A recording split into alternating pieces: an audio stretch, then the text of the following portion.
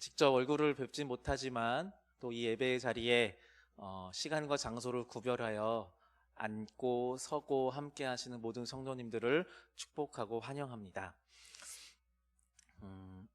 지난 에스더 이야기 첫 번째 이야기에 이어서 두 번째 이야기를 좀 함께 보고자 합니다. 우리의 원수는 사람들의 삶을 파괴할 뿐 아니라 예수 그리스도에 대한 신앙의 흔적을 전부 말살하려 합니다. 그래서 우리의 삶이 통제불능의 상태에 있는 듯이 보일 때도 있고, 우리에게 적대적인 공격이 쏟아져서 말할 수 없는 고통을 겪게 될 때도 있습니다. 이러한 삶의 환경 속에서 우리가 잊지 말아야 할 것은, 하나님이 우리의 삶에 이런 위협이 있다라는 사실을 깜빡하시고 모르시는 게 아니라 분명하게 알고 인지하고 계시다라는 것, 그리고 그 위협으로부터 우리를 끝까지 지켜주시는 분이다라는 믿음입니다. 지난 에스더 이야기, 무대 뒤에 계신 하나님에 이어서 함께 보게 될 이 우리 에스더의 이야기는요, 위로하시고 지켜주시는 하나님의 역사에 대해서 그리고 있습니다. 우리는 지난번 룻기에서처럼 하나님이 친히 만들어 놓으신 여러 가지 장치들을 통해 비록 무대 뒤에 계시지만 당신의 백성에게 선하게 일하시는 그 하나님을 발견할 수 있어야 합니다.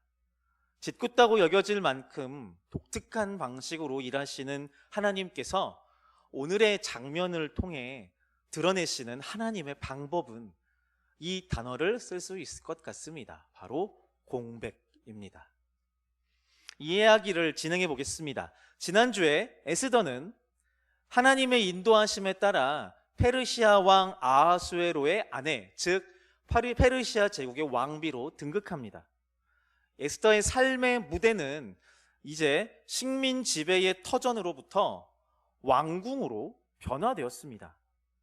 중요한 사실은 사촌 오빠인 모르드게의 당부 사항이었던 출생의 비밀, 이 유대인이 아니다라는 것을, 유대인이라는 그 정체성을 밝히지 않고 그냥 섞여 있는 수많은 민족들 중에 하나이다라는 그 정체성으로 왕궁에 머물고 있다는 점입니다. 자, 시간이 조금 흐르고 모르드게는 우연히 궁 안에서 일어난 왕의 암살 계획에 대해서 엿듣게 됩니다.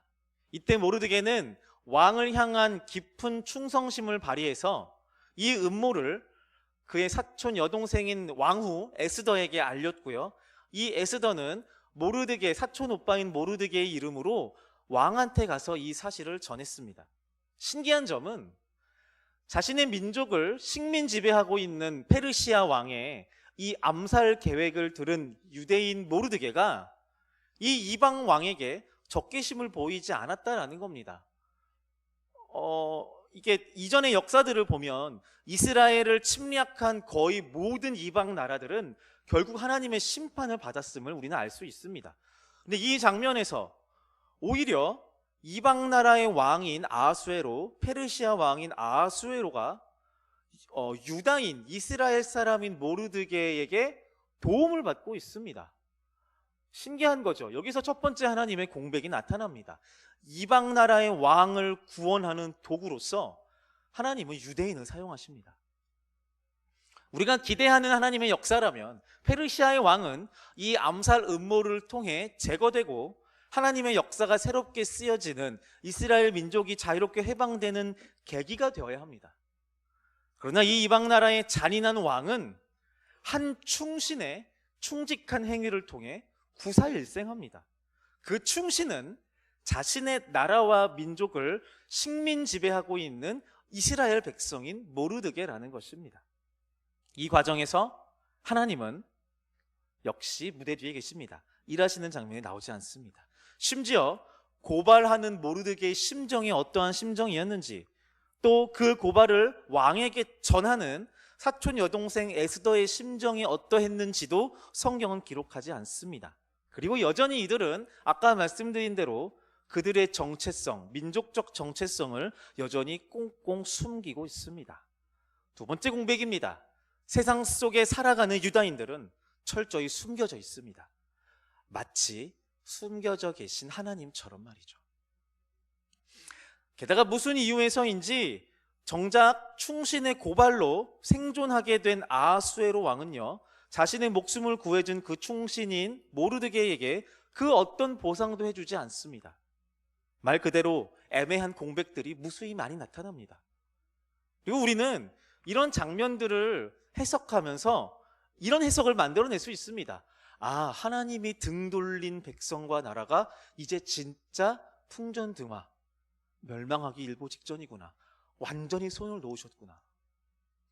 우리의 삶에서 경험하는 하나님의 부재, 공백은 우리로 하여금 이런 절망을 만들어낼 때도 있는 것 같습니다. 우리의 고백이기도 한 거죠. 아, 난 진짜 망했구나. 이제 정말 내 인생이 끝난 것은 아닐까. 더 이상 하나님이 내 삶에 나타나시지 않으려는 건 아닐까. 그러나 무대 뒤에 계신 하나님 스스로 공백을 허용하시고 섭리하시는 그 하나님의 역사는 시간이 지난 후에 그분이 만들어냈던 모든 공백의 의미를 하나도 버림없이 완벽하게 짜맞추어 유의미하게 만들어 나가실 것입니다. 우리의 삶에서 경험하였던 공백의 의미들을 생명력 있게 만들어 나가실 것입니다. 다시 이야기로 돌아옵니다. 자, 이 에피소드, 그러니까 모르드게에 의해 아하수에로 왕이 구원받은 이 에피소드가 지나가고요. 아하수에로 왕은 지금껏 한 번도 언급하지 않았던 한 인물을 등장시킵니다. 그 이름은 바로 하만입니다. 왕은 어떤 이유에서인지 이 하만이라고 하는 인물을 이 제국에서 가장 높은 자리에 앉혀줍니다. 이전 장면에서 모르드게가 왕을 충성스럽게 섬겼음에도 그 공적을 인정받지 못한 것과 뚜렷이 대조되는 장면입니다. 게다가 어떤 이유로 하만이라는 자가 왕을 향한 충성을 인정받게 되었는지 성경은 조금도 묘사하고 있지 않습니다. 그러나 이전에 모르드게가 보여준 충성심에 반응이 없던 왕이 하만에게만은 높은 보상으로 반응하는 이 장면에서 독자들은 긴장감을 조성받게 됩니다. 동시에 이 무대 뒤에 숨어 계신 하나님을 다시 찾게 됩니다. 공평하지 않은 듯한, 그래서 일할 생각이 없어 보이는 그 하나님을 또 찾게 됩니다. 이러한 공백들, 이러한 부조리가 일어난 이유에 대해서 묻고 싶어집니다. 그러나 여전히 하나님은 보이지 않습니다. 그리고 이런 하나님의 공백은 이제 막 높은 지위를 꿰찬 악인 하만의 다음 행동을 통해서 이스라엘과 독자들에게 더욱 심각한 위기를 만들어내게 됩니다. 오늘 본문 에스더 3장 2절의 말씀을 같이 한번 보도록 하겠습니다. 시작. 대궐문에 있는 왕의 모든 신하들이 다 왕의 명령대로 하만에게 꿇어 절하되. 하만은 권력욕과 과시욕이 있는 인물이 이미 드러납니다. 그런데 이어지는 장면에서 모르드게는 하만에게 절하기를 거부합니다. 이어지는 말씀에 모르드게는 꿇지도 아니하고 절하지도 아니하니. 얼핏 보면 이런 것들이 떠올라요. 다니엘이 그랬던 것처럼 모르드게가 유대인으로서의 정체성을 포기하지 않기 위해 신앙적 결단에 힘입어 죽기를 각오하고 결단한 것이라고 보일 수도 있는데요. 앞뒤 정황을 보면은 이렇게 생각하는 건 무리가 있습니다. 왜냐하면 지금 하만을 향해 절을 하라는 명령은요, 물론 하만이 이렇게 의도한 거긴 하지만 왕의 명령이라는 점을 성경에서 말하고 있습니다. 왕이 명령을 한 거예요. 모든 사람들은 하만이 지나갈 때 절하라라고 왕이 명령한 거란 말이에요. 모르드게는 지금 얼마 전에 왕을 향한 어마어마한 충성심을 보여줬던 사람이에요. 그런 왕의 명령을 갑자기 없던 민족적 정체성이 발휘되어서 그 절하기를 거절한다라는 것은 말이 되지 않습니다. 더불어서 모르드게와 지금 에스더는요, 지금 이야기가 지금까지 진행되는 동안 한 번도 자신들의 출생의 그 비밀을 드러내려고 하지 않았습니다. 그래서 이스라엘 민족이라는 사실을 포기하지 않기 위해 그 하만에게 절하라는 왕의 명령을 거절했다라고 보기에는 무리가 있다라는 겁니다. 그러면 이제 물음표가 생깁니다. 그렇다면 모르드게의 이러한 결정은 왜 일어난 걸까요? 모르드게는 왜 하만에게 절하지 않은 것일까요? 여기서 세 번째 공백이 만들어집니다. 유다인 모르드게가 원수 하만에게 극도로 반항하는 이유. 자, 한편 왕의 명령인 하만에게 절하는 것을 거절한 모르드게, 그리고 이 사건이 그냥 묻힐 리 없습니다. 왕의 신하들은 모르드게가 절하지 않았다라는 이 사실을 하만에게 가서 알립니다. 그리고 하만은 분개합니다. 자, 이 분개하는 장면에서 에스더 1장에서 그 에스더 이전의 왕후 와스디 왕후가 아하수에로 왕의 명령을 거역하고 과감하게 폐위당했었던 그 장면을 우리 같이 떠올려 볼 수 있습니다. 모르드게의 직위가 위험해질 것이라는 합당한 예상을 할 수 있는 이 장면에서 에스더의 저자는요, 한 가지 정보를 더 추가합니다. 그것은 모르드게가 유대인이라는 점을 하나 추가합니다. 에스더 3장 6절의 말씀입니다. 그들이 모르드게의 민족을 하만에게 알림으로. 객관적으로 보면 에스더서에서 긴장감이 극도로 형성되는 시점은 바로 여기입니다. 자신에게 절하지 않고 왕의 명령을 거절한 모르드게를 향해 지금 분개하는 그 하만이 이어서 전에 이야기하는 그 신하의 이야기, 모르드게 그 자는 사실 유대인입니다 라고 말하는 그 말을 듣고 하만은 그의 분노가 더욱더 극에 달하게 됩니다. 하만은 절하지 않은 모르드게뿐만이 아니라 그가 속해 있는 모든 민족 전부를 말살하겠다라는 원대한 계획을 세웁니다. 하만이 모르드게만 죽이는 것이 부족하다고 생각하고 아하수에로의 온 나라에 있는 유다인 곧 모르드게의 민족을 다 멸하고자 하더라. 화가 나는 것은 알겠는데 아니 뭘 그렇게까지 화를 내나 라고 생각할 수도 있어요. 근데 이 하만이 이렇게까지 화를 내는 이유, 모르드게만 진짜 화가 나면 모르드게만 죽이면 되지 괘씸죄로 왜 그의 민족까지 다 죽이려고 할까라는 궁금증이 있을 때 우리는 오늘 에스더 성경의 3장 1절에서 설명하고 있는 하만의 출신을 봐야 됩니다. 하만은 아각 사람 함므다다의 아들 하만이라고 소개하고 있습니다. 아각이는 아각 사람 아각이는 아말렉 족속에 속해 있는 민족이고요. 아말렉은 오랜 이스라엘의 역사 속에서 대표되는 이스라엘의 원수입니다. 출애굽하는 이스라엘 민족을 가장 먼저 공격한 민족이 아말렉이었고요. 이스라엘의 초대 왕인 사울의 진두 지휘 아래 가장 먼저 멸절 직전까지 몰고 갔던 민족 역시 아말렉이었습니다. 그리고 이스라엘의 초대 왕인 사울을 살해한 민족도 아말렉입니다. 이스라엘과 아말렉은 결코 좁혀지지 않는 철천지 원수지간이에요. 그런데 아말렉의 기원을 둔 아각인 하만이 자신에게 반항하는 모르드게가 원수 이스라엘 민족의 일원임을 알게 되는 겁니다. 아말렉 족속 아각 사람 하만은 언제든지 기회가 있다면 이스라엘 사람, 즉 유대인들을 멸절시킬 기회를 찾고 있는 사람이에요. 그리고 지금 권력자의 지위에 오른 그의 앞에 그가 그렇게 소원하던 그 소원을 이루어줄 기회를 만나게 된 겁니다. 하만은 이제 자신과 아말렉 민족이 모르드게와 이스라엘 민족보다 우월하다는 것을 증명할 기회를 얻게 된 것입니다. 그리고 이 기회는 아이러니하게 이스라엘 사람, 유대인 모르드게가 원인 제공을 하여 만들어졌습니다. 모르드게 스스로 자초한 화로 인해 원수의 분노가 폭발하였고 이제 모든 유다인들은 멸망을 목전에 놓게 됩니다. 자, 이제부터입니다. 아까 말씀드렸죠. 객관적으로 에스더서에서 위기가 가장 절정에 올랐을 장면이 바로 여기라고요. 그 말은 곧 이스라엘 민족에게 있어서 가장 큰 위기의 시점이 바로 여기다라는 겁니다. 여기부터 무대 뒤에 숨어 계신 하나님이 던져 놓으신 그 복선들, 하나님이 만들어 놓으신 공백의 의미를 찾아갑니다. 이야기를 이어가겠습니다. 몰살 위기에 처했다라는 소식을 들은 모르드게는요, 괴로워합니다. 괴로워하면서 바로 이때부터 모르드게가 변화하기 시작합니다.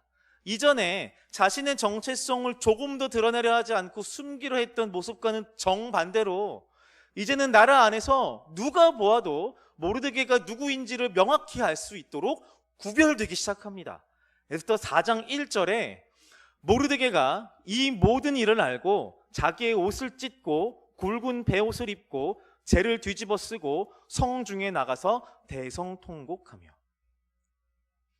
그리고 이런 모르드게의 반응은요, 마치 전염병처럼 온 나라의 유대인들에게 퍼져나가게 됩니다. 4장 3절 이어지는 말씀에 유다인이 크게 애통하여 금식하며 울며 부르짖고 굵은 배 옷을 입고 재에 누운 자가 무수하더라. 되게 신기한 광경이 펼쳐진 거예요.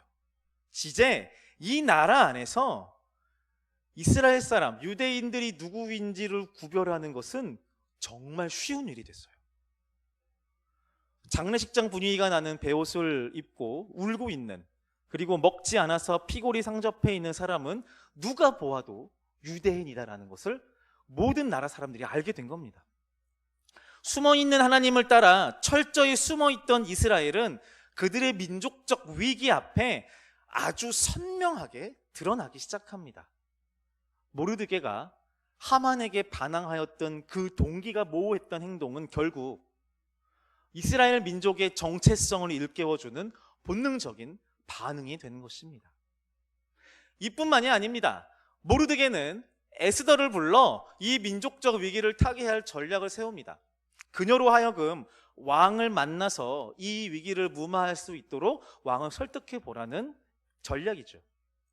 자, 지난번 설교에서 다루었던 에스더의 이야기를 한번 기억해 보시기를 바랍니다. 에스더 역시 뭔가 스스로 결정권을 갖고 있거나 선명한 정체성을 갖고 있거나 또는 줏대가 분명한 인물이다?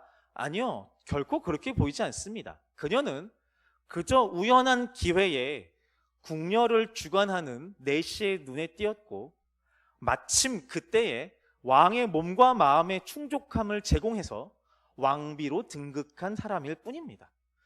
지극히 수동적이고 지극히 현실주의적이었던 이 여인 에스더, 이 여인 에스더가 민족의 위기를 직면하고 이 상황을 이해한 후에 이 에스더도 변하게 됩니다. 4장 16절의 말씀입니다. 당신은 가서 수산에 있는 유다인을 다 모으고 나를 위하여 금식하되 밤낮 3일을 먹지도 말고 마시지도 마소서. 나도 나의 시녀와 더불어 이렇게 금식한 후에 규례를 어기고 왕에게 나아가리니 죽으면 죽으리이다. 아멘. 마치 그동안 이들이 그토록 드러나지 않았던 이유가 이런 반전을 준비했다라고 여겨질 만큼 에스더와 모르드게의 정체성이 선명하고 진하게 지금 이 시기에 그곳에서 드러나기 시작합니다. 그리고 동시에 숨어 계셨던 하나님, 보이지 않고 들리지 않았던 하나님의 공백들이 의미를 갖고 드러나기 시작합니다. 민족성의 공백은 이 위기를 통해서 선명하게 채워집니다. 모르드게와 에스더, 그리고 페르시아 나라 안에 있는 이스라엘은 더 이상 수동적이고 현실 수능적인 사람들이 아닙니다. 이제부터 반전이 시작되는 것입니다. 마지막 공백의 이유가 남아 있습니다. 해결되지 않은 질문이 하나 있죠. 이방 나라의 왕인 아하수에로의 목숨을 구해준 장본인인 모르드게, 하나님을 어째서 이방의 왕을 구원하는 도구로서 이스라엘 사람을 사용하신 것일까? 이것에 대한 이야기는 에스더 이야기 3번째에 이어질 예정입니다. 자, 전에도 함께 나누었고 또 공감하셨다면 아시겠지만 하나님은 우리의 오감 안에 잘 머물려 하지 않으십니다. 물론 이 표현은 피조물된 우리의 입장입니다. 하나님은 우리의 눈에 잘 안 띄게끔 숨어 계시고 우리 귀에 잘 얘기하지 않으시며 우리 손에 잘 잡히시지 않게끔 멀리 계실 때가 많이 있습니다. 그러나 하나님은 우리가 예상하지 못한 역사로 선하게 이끌어 가십니다. 하나님이 없는 것처럼 느껴지는 인생의 공백 속에서도 결국 유의미한 역사를 이루어 가십니다. 무기력한 모르드게를 변화시키고 수동적이며 현실 순응적인 에스더를 변화시키고 민족적 정체성을 포기한 이스라엘 전체를 변화시키는 그 하나님은 그들 각자의 인생에 전혀 드러내지 않는 것처럼 느껴지는 모든 순간에 선명한 계획을 갖고 계신 하나님인 줄 믿습니다. 우리가 믿는 하나님은 바로 이런 하나님입니다. 어떤 상황 속에서도 완벽한 선으로 일하시는 분이십니다. 혹시 여러분들 가운데 막막함과 두려움, 절망 속에 계신 분들이 계십니까? 임마누엘 하나님께서 우리와 함께 하십니다. 보이지 않던 하나님은 결국 선명하게 보일 것이고, 들리지 않던 하나님은 결국 우리 귀에 말씀하실 것이고, 손에 잡히지 않던 하나님은 이전에도 지금도 앞으로도 우리를 품고 계시는 하나님이라는 것을 우리는 알고 고백하며 찬양하게 될 것입니다. 그러므로 사랑하는 여러분, 이 신뢰를 갖고 오늘 우리에게 주어진 하루하루의 삶을 기꺼이 살아나가시는 그런 저와 여러분들 다 되시기를 바랍니다. 이 시간 함께 기도하겠습니다. 이 시간 여러분들의 입을 열어서 좀 함께 기도했으면 좋겠습니다. 말씀을 기억하면서 하나님, 나의 삶 가운데서도 이해할 수 없는 수많은 공백들을 만납니다. 하나님이 계시지 않는 것처럼, 하나님 나를 위해 일하시지 않는 것처럼, 그리고 그것이 나의 죄악과 나의 부족함과 나의 완악함으로 인한 결과물인 것처럼 두렵고 불안에 빠질 때가 많이 있습니다. 그러나 주님, 내가 하나님의 손을 놓을 때에도 나의 손을 놓지 않으시는 선하신 하나님이신 줄 믿습니다. 수많은 우리 삶의 그 공백 가운데 결국 신실하게 섭리하실 그 하나님을 굳건하게 붙들게 하여 주시옵소서. 주님, 우리가 스스로 만들어내는 믿음의 그 근육으로 하나님을 붙들 수 없음을, 우리의 연약함을 잘 알고 있습니다. 우리의 힘을 의지하여 하나님을 믿는 것이 아니라 우리 가운데 계신 성령 하나님의 이끄심을 의지하여 그 하나님을 부르짖고 그 하나님의 이름을 말하며 그 주님의 이름을 자랑하고 그 주님의 이름으로 기도하며 매달리는 우리의 삶이 되게 해달라고 시간 함께 기도하며 나가시겠습니다. 같이 기도하시겠습니다. 아버지 하나님, 주님 그렇게 인도하신 주님의 이름을 찬양합니다. 모든 것 가운데 모든 것 되시는 주님이심을 찬양합니다. 주님, 주님이 보이지 않고 주님이 귀에 들리지 않고 경험될 수 없고 손에 만져지지 않고 느껴지지 않는 그 모든 순간 속에서 주님, 우리의 모든 오감에서 하나님을 만날 수 없는 그 순간에도 하나님은 나를 위해 일하시는 분이십니다. 아버지 하나님, 우리 가운데 있는 스스로 만들어내는 그 불안으로 인해 주님, 우리가 좌절 가운데 빠지지 않고 절망 가운데 침묵에 빠져있지 않게 하여 주시옵소서. 성령 하나님, 우리의 믿음은 연약합니다. 우리 스스로 만들어내는 경험들과 우리의 생각들과 주님, 우리의 책임감으로는, 우리 육신의 그 책임감으로는 그 하나님을 따를 수 없고 주님, 한 사람을 사랑할 수 없음을 알고 있습니다. 성령 하나님, 우리 가운데 그 사랑의 마음을 부으시고 성령 우리 가운데 그 생명의 말씀으로 채워주시옵소서. 아버지 하나님, 주님께서 우리를 가르쳐 주시고 주님께서 우리 모든 삶을 이끌어 나가신다라는 이 믿음을 가지고 우리에게 주어진 하루하루의 삶을 살아갈 수 있도록 주여 인도하여 주시옵소서. 주님, 우리는 연약하여서 날마다 매 순간마다 이 어려움과 아픔과 고통의 순간 속에서 또 절망하고 또 두려워하며 엎드러질 것입니다. 그때마다 우리를 포기하지 아니하시고 끝까지 붙드시고 함께 하시는 그 주님이 나의 하나님 되심을 주여 우리가 믿게 하여 주시옵소서. 주여 우리 입술로 그것을 고백하게 하여 주시옵소서. 임마누엘 하나님, 우리와 함께 하신 하나님, 주님, 그렇게 우리가 하나님을 향해서 요청하기 전에 우리를 먼저 사랑하시기로 결단하시고 우리를 포기하지 아니하시고 우리의 모든 생명을 책임지시겠다 말씀하시고 약속하시며 지금도 우리와 함께 하시는 그 주님을 주여 우리가 붙들고 의지하게 하여 주시옵소서. 주님, 그렇게 인도하신 주 이름을 찬양합니다. 그렇게 우리에게 함께 주 이름을 찬양합니다. 예, 아버지 주님.